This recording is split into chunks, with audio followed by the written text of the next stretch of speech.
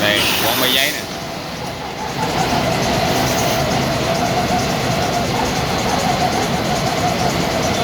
Mấy xe cuộn bảo xù 3 lớp, dao cắt tự động, bấm răng tự động luôn.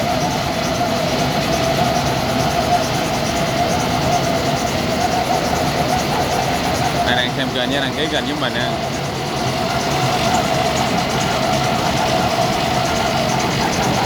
Máy này đang ở khu vực Quảng Trị nè mọi người, khu vực Quảng Trị nè. Đó. Máy cuốn vệ sinh bảo xua 3 lớp.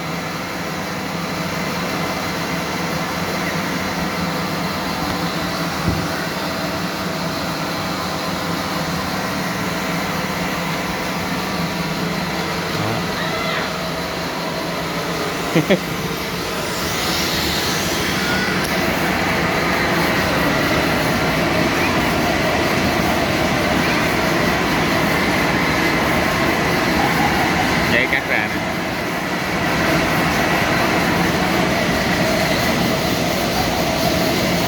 Giấy Soraka của giấy Tài Phát.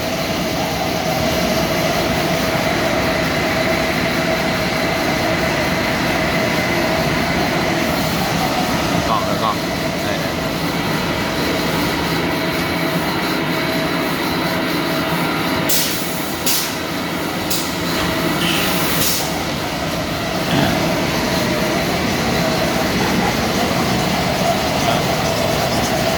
Quyết định cuốn một cắt giấy nè.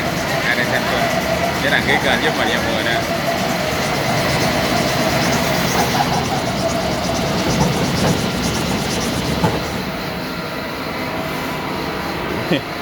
Bị cuốn giấy vô trong cái lô này lại rồi.